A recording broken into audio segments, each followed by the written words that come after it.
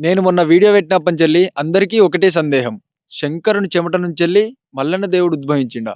ఇది ఎలా? ఎలా? ఎలా? ఎలా? అని. అది ఎలానో చెప్తా వినండి. ఒకానొక సమయం లోపల శంకరుడు జంగమా వేషమేసుకొని, సంకకు జోలెలేసుకొని అడవి లోపల భిక్షయాటనకని బయలుదేరుతాడు. ఆ బయలుదేరిన సమయం లోపల అదే అడవి లోపల ఉన్న అకలకొండ రాక్షసి శంకరుని ఎంబడబడతది. రాక్షసిని చంపుడు శంకరుని తరం కూడా కాదు.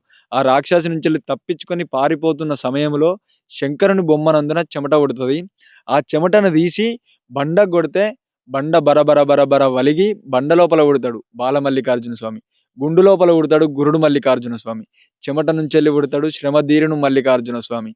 దేవుడు పుట్టేటి గడియ లోపల ఆదేవి అగులు పడి భూదేవి బుగులు పడి సుక్కలు బెకటిల్లి సూర్యుడు కైమెలుగుతాడు.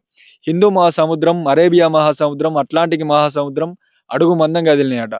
దేవుడు పుట్టిన గడియ లోపల పూయని చెట్లు పూతలు పట్టినాయి, కాయని చెట్లు కాతలు పట్టినాయి. జై శ్రీ మల్లికార్జున స్వామి.